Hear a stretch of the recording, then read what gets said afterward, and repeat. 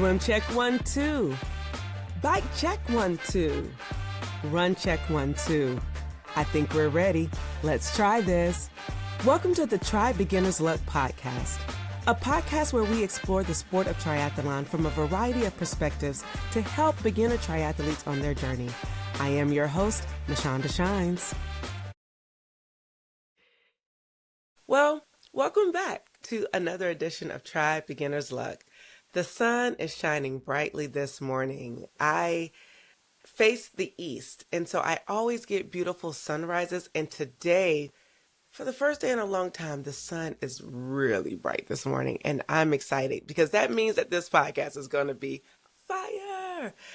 With that said, this is your transition area. We're going to decompress, not deconstruct. We're not turning a blind eye to reality, but we are choosing not to let it drain our batteries. We're going to control the controllables.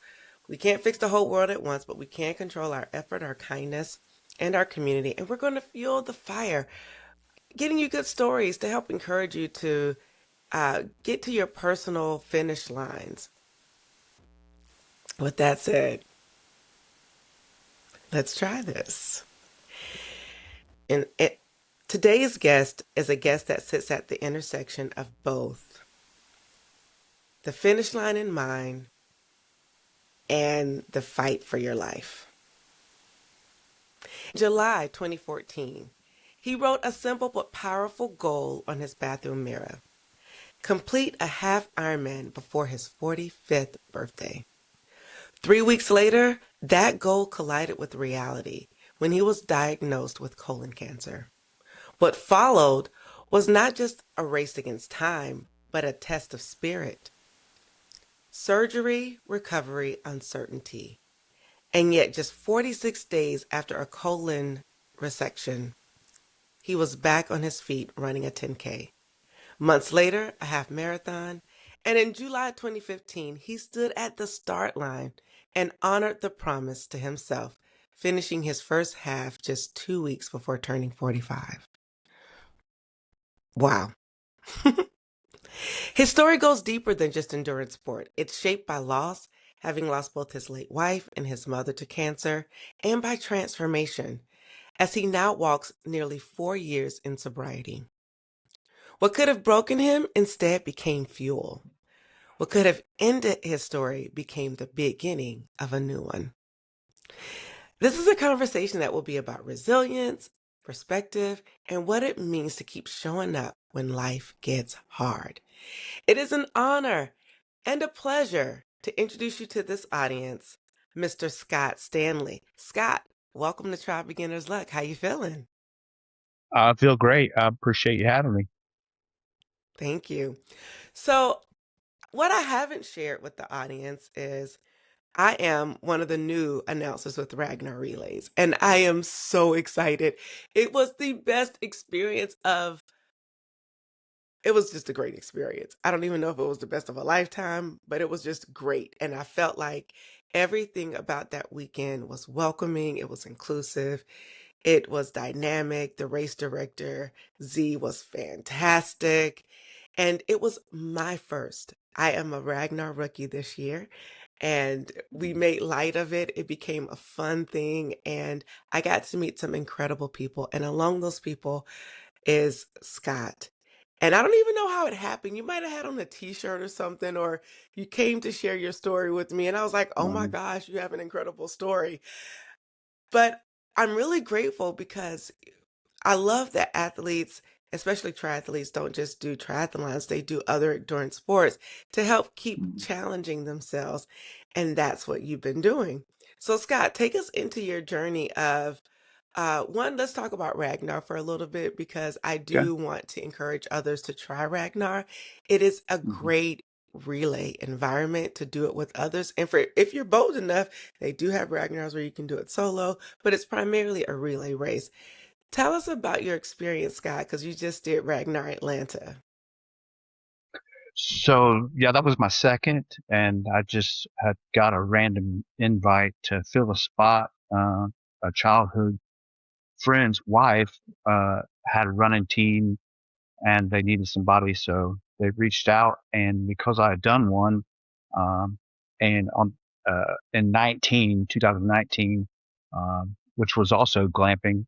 Uh, I don't think I could ever go back, right? When you glamp and all that. Um, but it was a glamping spot, and I would do the other two. But I before even my second one, I had told people in the past that really that camaraderie wise, that's one of it is the best race as far as sharing that experience with other people, because you have to be in that spot, to start your run. The people are dependent on you. Feel the pressure, right? So throughout your legs and being wherever in the middle of the night, and handing that time chip off and sharing that with seven other people on your team. So it's a great, it is a great experience. Yeah, I love it. Wow.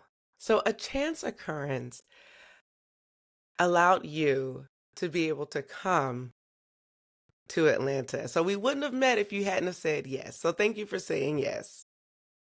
Right. I think that, probably I'm guessing from your standpoint, I had a Superman cape on. I just, a couple months ago had went to superhero night here. I live near Macon, Georgia. So I went to the Macon Mayhem superhero night with my grandsons. And so I had bought a Superman cape.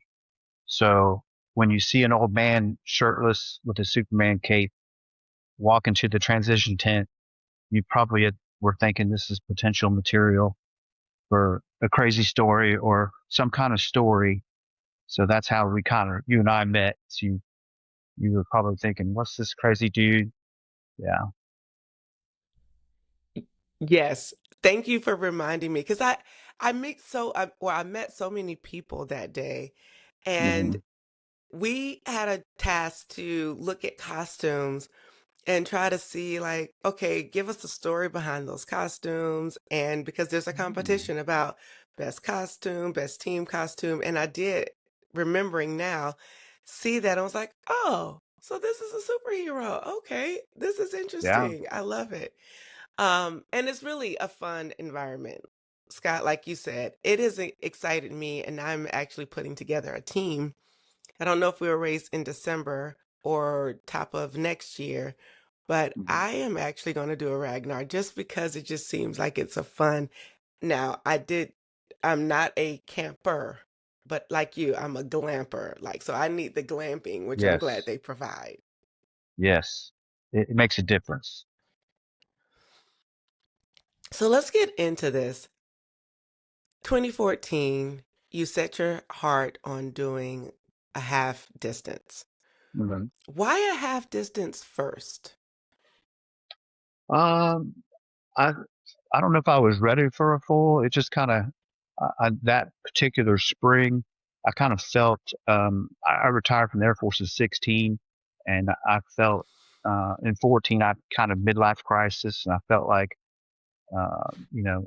I need to do something, get in shape, whatever. That was at the time. Didn't know that probably I'd had cancer at the time. So I kind of set that goal to do a half, because really I wasn't a swimmer. Um, I've done more mountain biking than road biking, and I don't think I'm particularly a gifted runner. So I don't think that I jump into a full, uh, because especially on the swimming part, I kind of trained myself. I had help a little bit from somebody in my office at the time that was a college swimmer, but yeah, just to jump into it, and uh, especially the swim part took a lot of work in that year, or especially when I got back on my feet after cancer. So I'd love to go back and do a full sometime or another. I think for my 60th birthday, I think that should be my goal, is to do a full. So curiosity has me thinking, you jump right out to do a half, and now you want to go Mhm. back and do a full. But do you Mhm. ever do any of the shorter distance in between, or have you done any of the shorter distances? I have. I do a number of things. I think, CrossFit's my staple. I'm doing a Spartan trifecta weekend here, in a less or about a month up in Cincinnati, June 6th and 7th. I'm gonna do an ultra distance and then the super and the sprint. Um, yeah, I do different, obstacle course races throughout the years, the Ragnars, um, just general 5Ks, 10Ks. I'm all over the board, really. I just kind of like to I just signed up to do Georgia Death Race next spring, which was probably the biggest race I attempted it in 25 and I only made it to the second rest stop. So I want to go back and try to make the full 74 miles. And, I just like putting stuff on the calendar to challenge myself and scare myself. I think that's a big part of it. I think especially for the death race, I got out of my comfort zone, way out of my comfort zone with training. And that's taken into account, like I was familiar with training for the half Ironman, but really doing some crazy training for death race because I don't live, in elevation or elevation change. So I had to create some stuff. But, yeah, scare myself, put stuff on the calendar. Whether I think I want to shoot for, um, if I finish in last, that's totally fine because I know I'm rubbing shoulders with people a lot better than me and I'm out of my element and it makes me better. And I really feel that, just not making that up. Like, um, I finished, last place in the Xterra up in Knoxville a number of years ago. That, that is of course, the trail run mountain bike version of an Ironman, a little bit shorter distances, but yeah, I don't worry about looking bad or whatever. Just challenge myself and go big. Oh, Scott, you do go big. You like to endure. And not just endure, but Hmm. endure the hard stuff. Where did this desire come to want to scare yourself? Like most people say challenge, and you did say challenge, but then you also said scare Uh-huh. yourself. Like, where does this desire come from? And it's like you keep feeding the monster somehow of, you Hmm. know, increasing the risk on the different races that you participate in. I, I look back and probably not really at the time thinking about it with my own cancer, but when I got such a great deal because I found it early, even though I had a colon resection, I don't wear anything, no chemo, no radiation. You could really not get a better scenario what I experienced. And so comparing that to, losing my wife whom just turned 27, and she had a rare form of leukemia. And my mom, 3 years later, um, passed. Her cancer had came back. Uh, she worked in a glass factory for like 30 years and got diagnosed within a year of retirement. And then it went away for a while, and then it came back with a vengeance. And so I had to, I don't know, just bouncing that around was why did I get such a great deal? I think I was racing for them in a sense, and I really felt that on down the line, like why am I doing this? Um, so and I kind of continue with that, just being blessed that like why did I get such a great deal? Because that could be bad and good, in a sense of like, do I take that as like feeling guilty that I got a great deal, and then really feeling that God blessed me with health and to really race for something, race for them.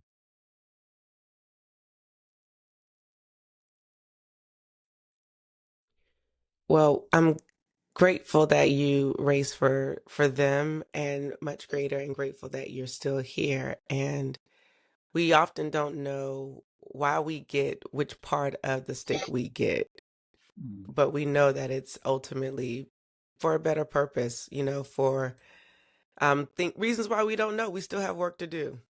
Right? And definitely sorry for the loss of your late wife and your mom. Um, when you were diagnosed with cancer and Mhm. you had just written the vision on your mirror a few weeks earlier, what was going through your mind about how am I going to be able to achieve this goal? Mm. I never really uh, did not believe I was going to make it. I think first off, I think I had a positive attitude, even though what I experienced with, I've watched both of my mom and my wife pass pretty, uh, in different close situations. I saw the end, and I think that it's just amazing that I had an upbeat. My mind didn't go down that route. Like my mindset was really good. And I think that's so important when looking back, that the mental aspect of when, I'm in that doctor's office and basically looking at a 3D image of a golf ball in my colon and not going down the route of like, it's really super tough, right? Like anybody puts themselves in this situation and be like, I'm going to die. Um, I don't recall, having that. It's just, hey, just day by day, um, that tumor was totally enclosed within my colon. So from the start, there was promising stuff. I think that if it would have been a different scenario and maybe in the bloodstream and whatnot, like I got really good numbers and prognosis and all that stuff. So I was able to keep a good mindset. And as far as like the Ironman, I guess when I, got back to, you know, beyond walking and I started fast walking, I basically, healed to be able to walk again. And then there was an older lady in my neighborhood that she was my inspiration because I couldn't even pass her, and, I mean, much older, right? She was doing great, work for her. And like once I, uh, got to where I could jog a little bit and whatnot. And then maybe that's where it started. Like signing up for that 10K when I really, should have probably done something much smaller and just kind of not limiting myself. Then doing that half marathon and then believing that I could do it. So the mental game all around was huge, um, for me. I would have to agree. And I was going to ask you a question because 46 days later, after a major Hmm. surgery, you were out running a 10K. And Hmm. so, how long after your surgery were you running again? Like you were talking about walking and this Yeah. young lady being the inspiration for you in your neighborhood. But to Mm. go from surgery to 46 days later, a 10K, that's pretty incredible. So was that what deeper um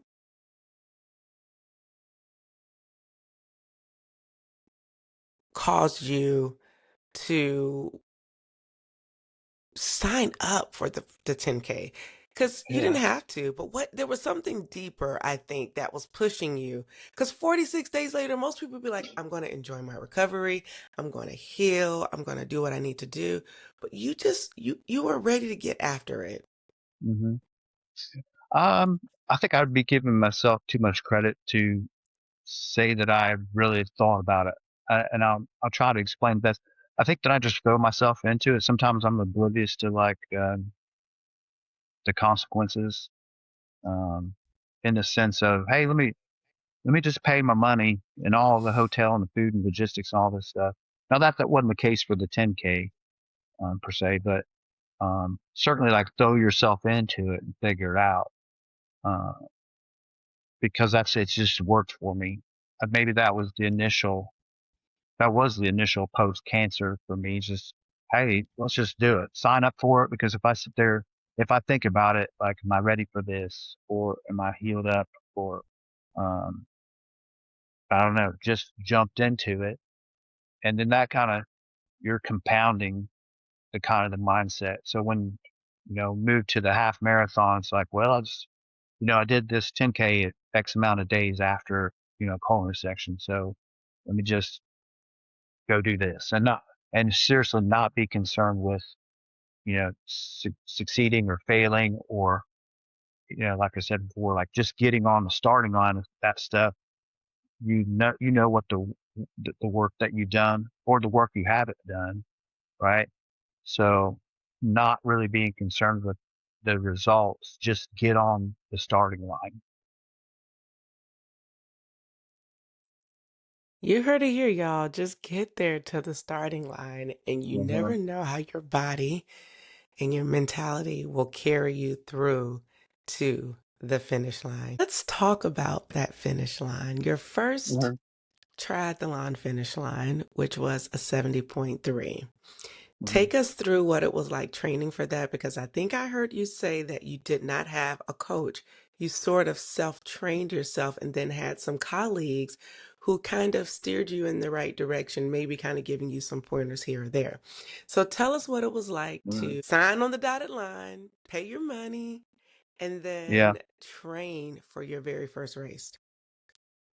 I think that just, I just get on the internet and get a basic plan. But the the swimming always stands out to me because I just trained I was in the Air Force at the time, still here in Robins Air Force Base, and would go to the base pool at lunch. And so, you're looking down at the line, totally going straight, and that was a big change to go into open water. I did it in a stone quarry in Muncie, Indiana, and so being in open water, I end up veering off every time because I'm a one side breather, right? So I'm pulling more, and so I would look up and be like, "Oh, I need to go back over here." Um, the I mean, the bike was the bike. I certainly, did my time on the bike, and I think you just let the momentum with the run at the time. That ends up being the fun part. Um, it is it's still a half marathon, right? But if you're not really concerned about, I'm not trying to win my age group or whatever. Um, I, I kind of tease people, or I should say, like, tell the story. What stands out is when I started to race. Um, it's interesting that they start those backwards, right? So I was 44, getting ready to be 45 in a couple weeks, right? So I was in the 40 to 44 men's, but I had behind me, because they do older to younger.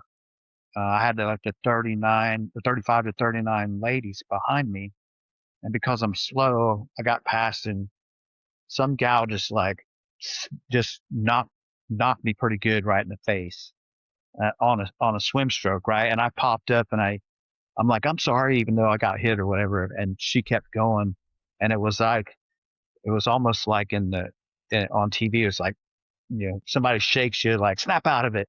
Um, because I was struggling, because that's 50 yards into it in the open, I'm taking in water, and the open water swim I wasn't used to. And so I took in quite a bit of water, and just, I don't know, it calmed me down just to take my time and reset, and just kind of cruised after that. But certainly, like, at the beginning, I was like, oh no, what did I get into? Or um, yeah, it was the thing at the time. I don't often hear men say they got smacked in the face by a woman, and I'm almost just like, come on, let's go, because it's Yeah. always weird getting hit in the face by the Mm, guys. mm. But I understand that that was a little scary, so let me bring it back serious for a little Yeah, yeah, bit. yeah. But it is very different to see like the tables turned where I very seldom have heard like a man say that he's gotten hit in the face by a woman because it's Mhm. usually you guys are, racing so hard that we're getting like toppled over. So, all right. And so I feel like I heard you say that you raced in Muncie. Is that the first one that you did? Yeah. The one in Mu- Ohio or Um, Indiana? Muncie, Muncie, Indiana. Yep. Muncie, not Munchie, like the Munchie Doritos. It's Muncie. Okay, No, okay. no, that's Awesome. the What made home you do of, Muncie? that's home. So that's home for me where I grew up. It's the Muncie Ball State University, the home of David Letterman. Yeah. Nice. Yeah. Nice, nice, nice. Okay. All right. Perspective is everything. And since then, Mhm. you've gone on to do other endurance escapades like the Xterra. Now, that one I've heard about, Mhm. but could you take us into what an Xterra triathlon is? Because that to me is a little bit more off terrain um, triathlon than the traditional swim, bike, run on the road. Yeah, that's I believe it was an 800-yard swim. I think that was also in like a little pond quarry type body of water, and then I think we did did two 7.5 mile loops on a mountain bike, and then it was a 5 mile ish trail run. But I think my training was horrible for that, and but I'm happy that I finished. Uh, that my I usually have a good crash story or some for every kind of race I've kind of done. Just like getting hit in the face. That one I was next to the last out of the pool, and it ends up that my wife had befriended this guy's wife, right, who was last, and he backed his way out of on this boat ramp out of this quarry because he was uh, his legs cramping, right, and so he was like 72 or something, and he got on his mountain bike and just crushed me. So fast forward to the end of the race, uh, I'm near the end, and people are putting up partitions, and one guy was surprised, like, Bob, there's still somebody out here. And, my wife's like, you got 3 minutes to get to the line, cause you had to do it 4 hours. So I think I finished in 3:58 or something like that. So, um, my being able to throw myself in these races, that also means that my training might not be the best sometimes. So yeah, that ends up punishing me. Um, but certainly certainly, set my goals to train correctly, but I've still paid my money and I'm still going. So let's talk about that a little bit because training is important, but Hmm. you are the sign up and figure it out type, right? Like, which is Right. risky in certain instances when you are very close to the cutoff time. So, how has your training evolved, and do you train now more so than you Mhm. did back then, or do you still just sign up and wish and hope for the best? So for most of my competitions, I think I'm up to like 20. So CrossFit's my staple. So I CrossFit almost every day, and so when I get into other races, say like this Spartan I got in a month, um, I think that I've ran probably the longest I've ran in this kind of cycle is 9 miles, and that's 30. So it's not optimal. Um, but uh, yeah, I mean, I got a calendar in my garage and try to hit it when I can. And yeah, so the running, I end up gutting through some stuff, but the training's never optimal, right? So I certainly get myself out of bed and all that stuff. I do. I really, really enjoy CrossFit, so I've had to um, learn to kind of differentiate and make myself, especially with the death race, it was like, well, this is super crazy. Um, and to do that elevation kind of training, you know, get on the stairmaster quite a bit. So that's my struggle is not making it to the gym. That's not my struggle. The struggle is really to do different stuff. Um, but oddly enough, I'm still going to sign up for stuff and go and you know enjoy the experience. Like I said, if I go and with the death race in 25, I made it 12 and a half miles to the 74, and I timed out. But man, it was such a great experience, and I told myself I was going to go back in 2 years. I'm going to go back next spring, and I'm going to give it another shot. And what happens happens. And because I spend that money, I'm going to train. Now is it? I'm going to train. I'm shooting for an A+ training. They end up being B- or C+. Sometimes they're a B, um, but yeah, I'm still gonna give it a shot. And so, for those of you who might be curious, like I am, about the Georgia death race, which I had never heard of, it is a Mhm. 74-mile race in from Blairsville, Georgia to Amicalola And McCullough State Falls, yeah. Falls State Park. Mhm. And the elevation is roughly 14,000 to 28,000 feet gain of elevation. So you're literally going up mountains. Yeah, I think yeah, it could be. I saw them advertise like a 16K. Yeah, I think in the 12 and a half miles I did, it was a little bit front loaded. I ended up doing a little bit over 4K elevation, but it's certainly a lot of it was like 45 degrees. I mean, you look up and you're getting after it. Um, and I don't live up there. I live in the Warner Robins Perry area, quite a bit farther south in Georgia. So I have to create some stuff to train towards that. But it was a great experience. I was in a whole nother level of athlete. I was way out of which is the exciting part too, right? So it's more about like rubbing shoulders with those folks that like are crushing that. I think the 60 to 64 female record was broken in 25. And to think me being, at the time I was 53, 54, to be like, oh, this gal just did this in like whatever it was, 15 hours, and you have 25 hours to do it is the max time limit. But to put myself in, what I mean, because all of us are like, oh, I could do some. It's cool that person did that, and to put yourself in the level above you, right? And I think that a lot of those people were so far ahead of me. But it's cool to meet those people, and just like we're doing here, you hear people's stories and get motivated. And, yeah. Well, I commend you. But for those of you who are listening, training is always the way. And even though Scott does train daily with CrossFit, it is important to get in other um, modalities of Mhm. training.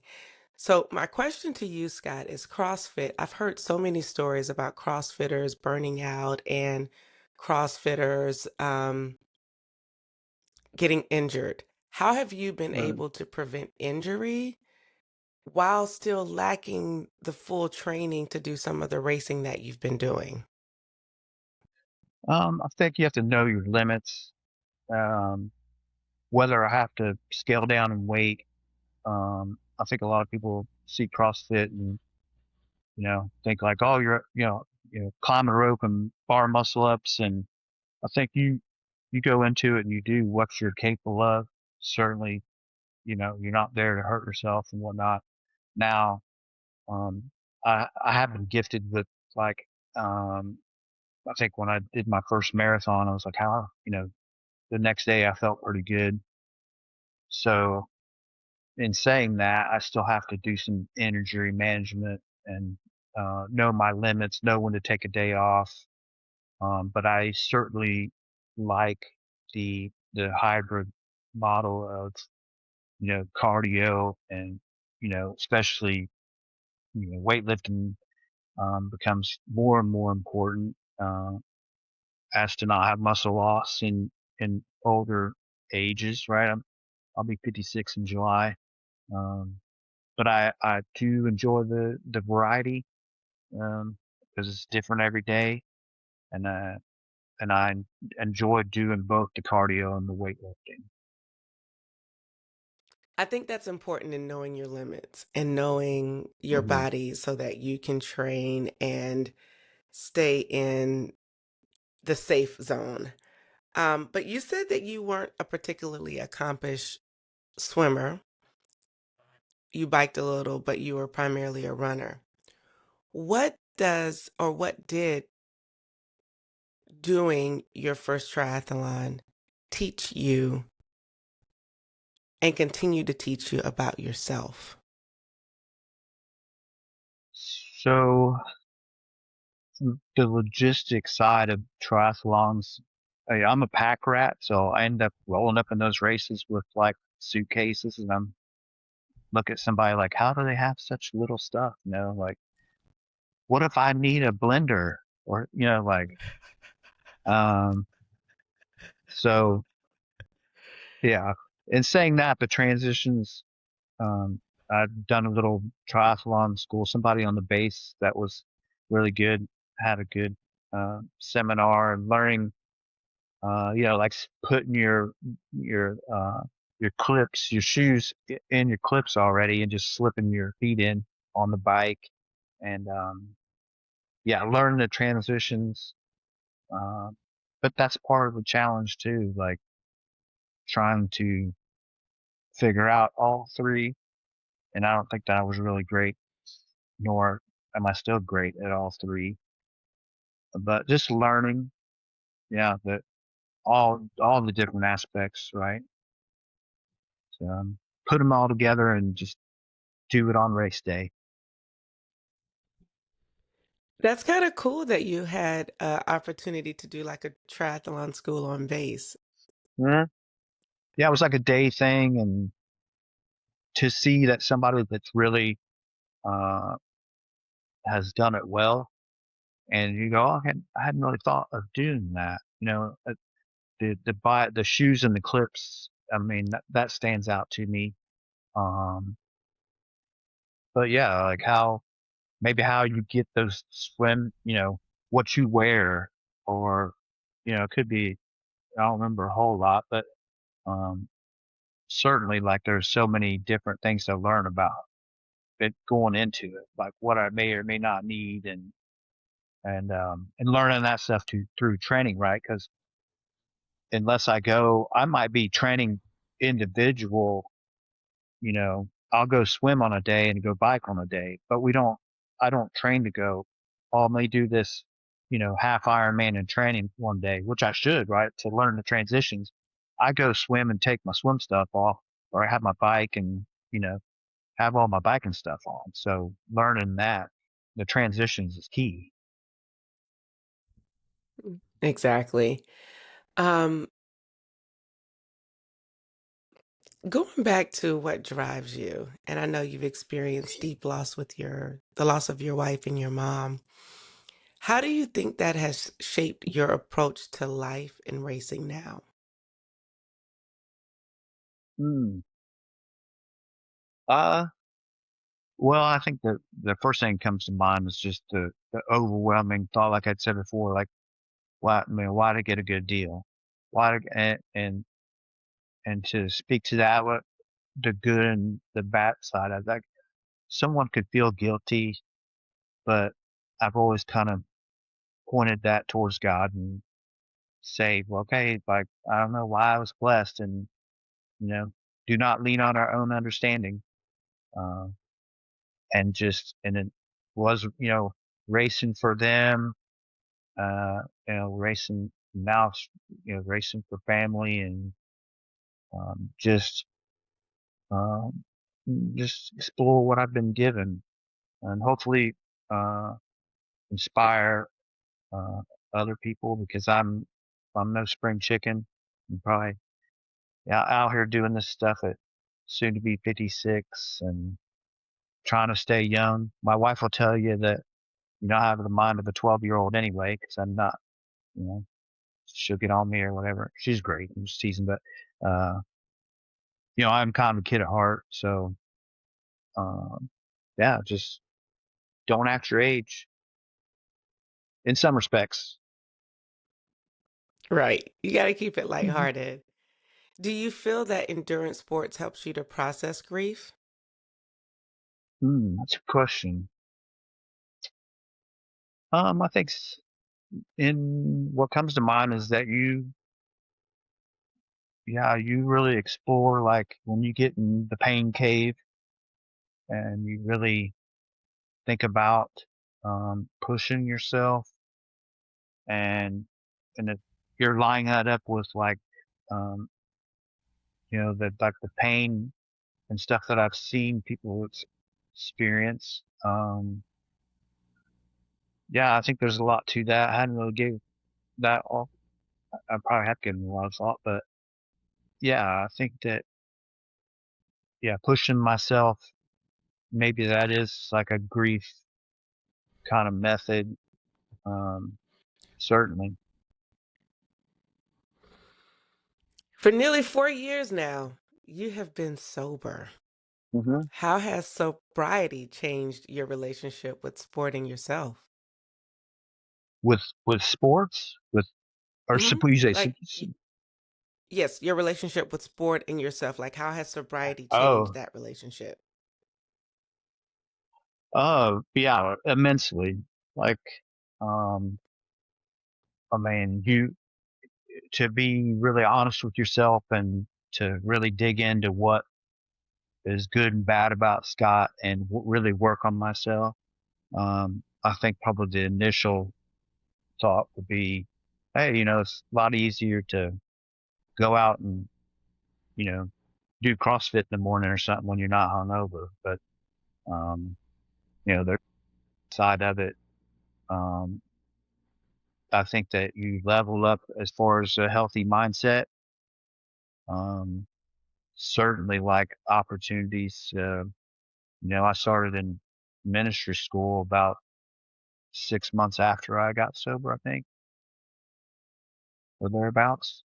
Um, yeah. So I had a lot of GI Bill left, and my daughter, she's doing great things. She's awesome. Um, but she just decided she didn't want to go to law school, and I had all this GI Bill left, and said, what am I interested in? Because you know, in the meantime, I went through a bartending phase, so I'd be studying the Bible in the morning and crack open a beer like at maybe 1 o'clock, sometimes noon, and pregame for my bartending shift. And when I got sober, it was like, what am I interested in? And I'd been journaling the Bible for quite a while. So that opportunity opened up. So it's a big part of my sobriety is that, just to walk through that door that was open for me to go and get my master's in biblical studies. So it's just hard to put to words with the opportunity I've been given. Um, and that had to happen through sobriety. It's just I don't know, it's God's timeline. I don't mean to say that like it just happened, like mentally. Sometimes, in a sense it does. Um, there's, there was effort there, but the circumstances were right. It was time and it happened. And then I have to keep pushing. And in a race sense, like I'd already for watch, the loss that I experienced and in a race mentality, like you just put yourself out there and not worry about the results. Certainly that happens in my personal life too, spiritually and my relationship with God. Uh, so those kind of happen in the parallel, if that makes sense. And yeah, I'm very, very blessed. Yeah, no, I love the analogy of I think a lot of people wrestle with that from, you know, journaling in your Bible or reading the Bible and then hmm the bar aspect.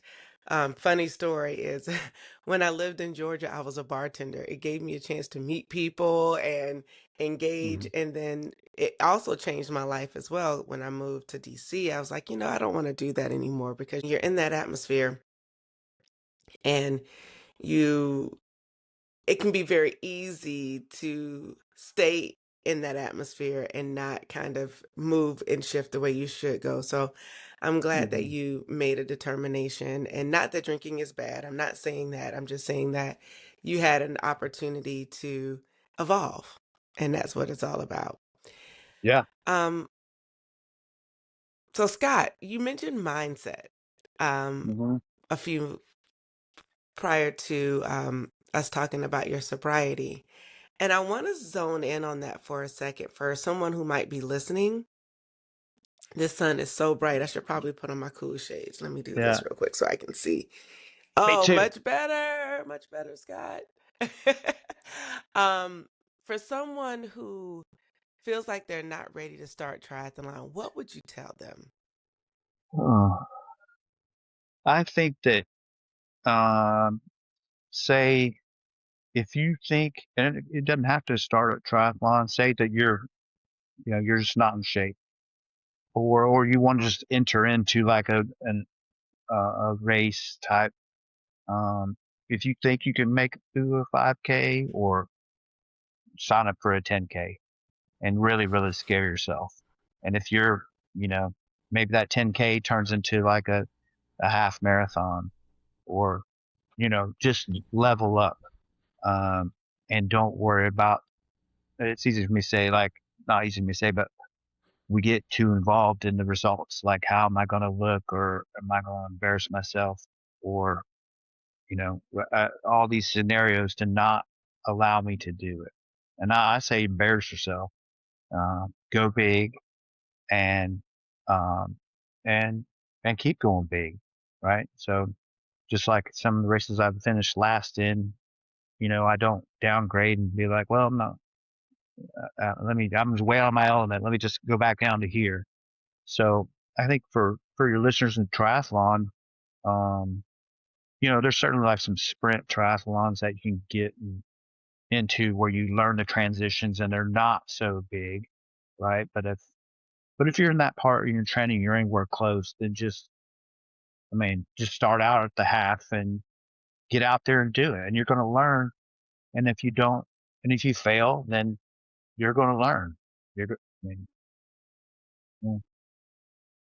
Okay. If you could go back and talk to yourself at the very beginning of your journey, Scott in 2014, what would you say to Mhm. Scott now? Oh, it's a good question. Certainly, I'm proud of like my faith journey and where I'm at with school and whatnot. And,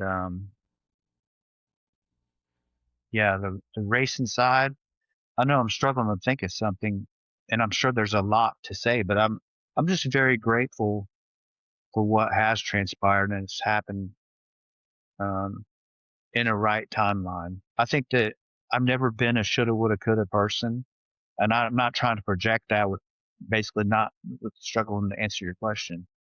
Um, yeah, I think I would tell myself exactly what that I think that I've, been gifted with, is just like a don't give a care and just sign up for this stuff and just to push myself.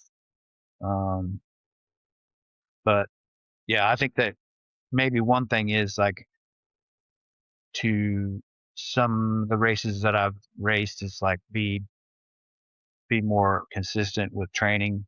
Certainly, like going into it, um, with the death race coming up in 27, they have the opportunity to, you could hire a coach. I probably need to seek some more help and not be like, I'm not asking anybody at all. Like, I kind of just bore through these things, and like, maybe that's my answer, like to seek some, uh, to speed up that learning and seek some sort of coaching. Uh, and then then I would learn a lot faster. Uh, yeah.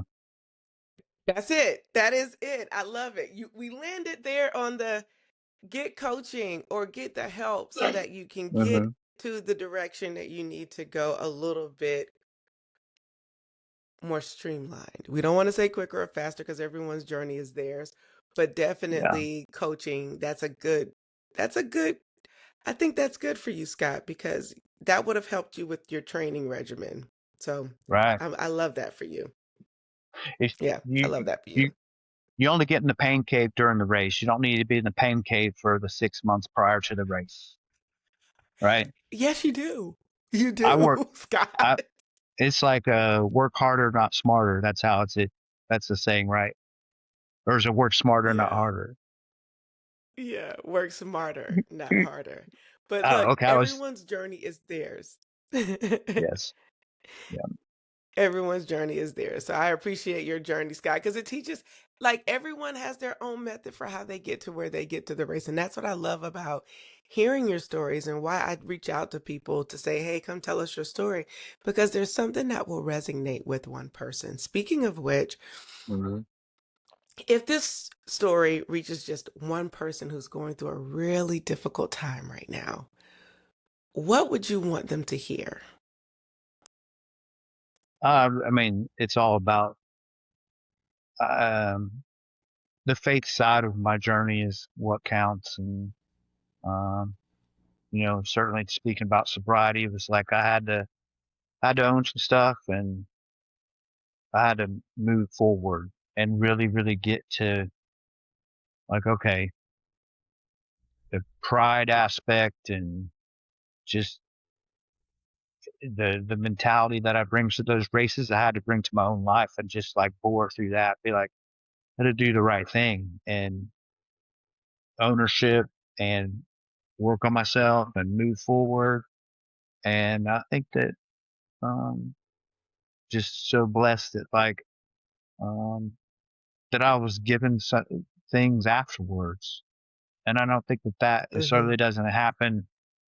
The school does not happen without the sobriety. And so, yeah, you have to be real with yourself and being real, uh, on the faith side, I could, I could go out there a little bit farther and, when we talk about racing and be like, okay, well, you're kind of ready for that 5K, sign up for that 10K.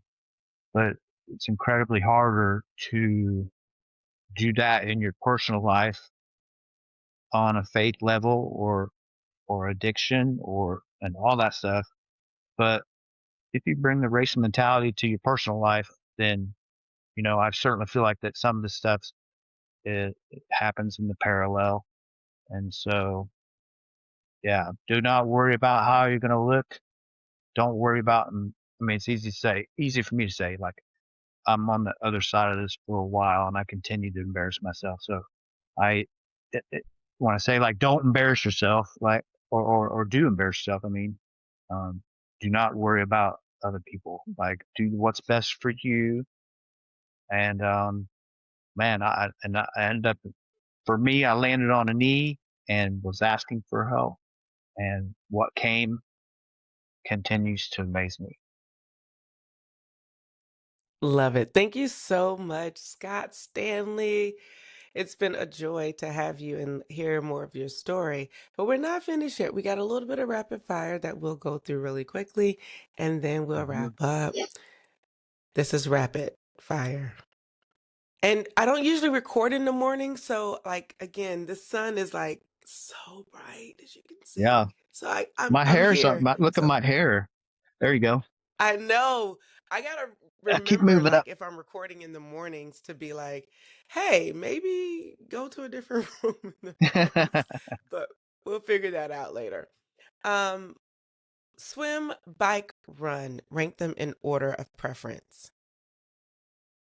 uh, run, swim, bike.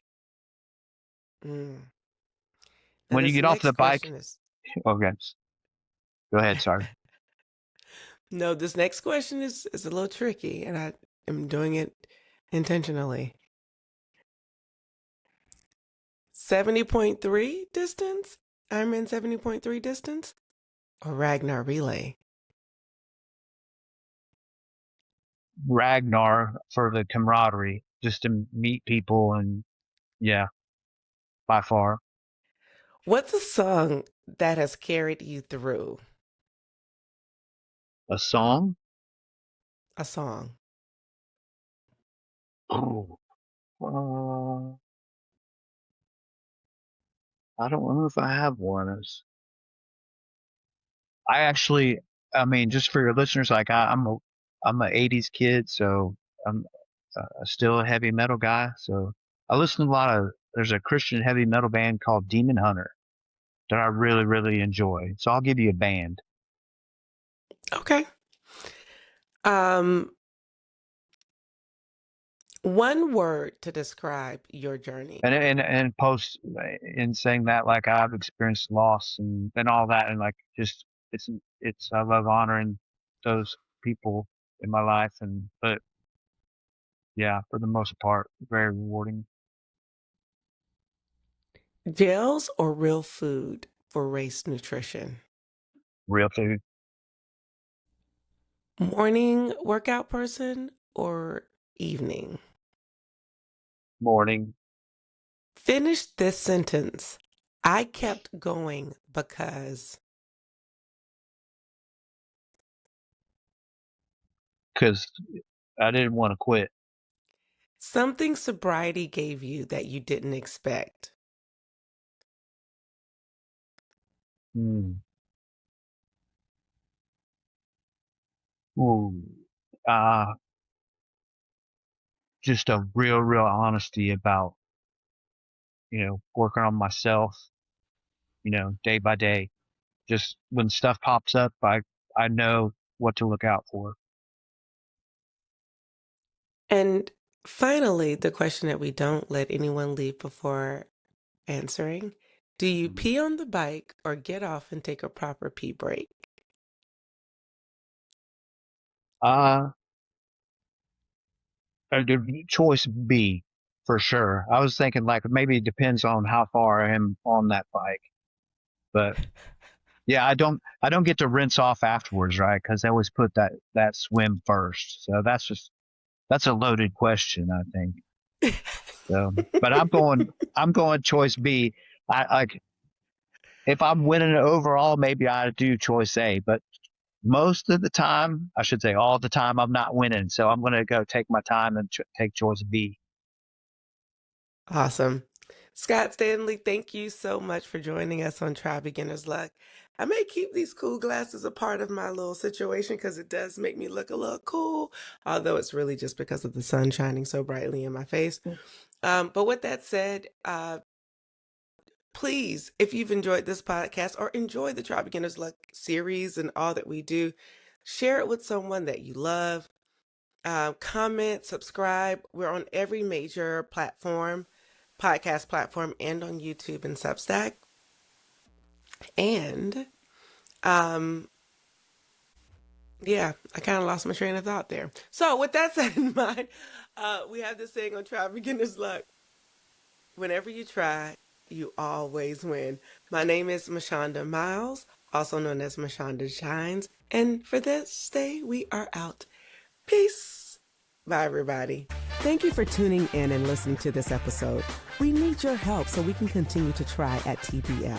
So for more information on where you can find and subscribe to this podcast, visit www.trybeginnersluck.com. And don't forget, whenever you try Beginner's Luck, you always win.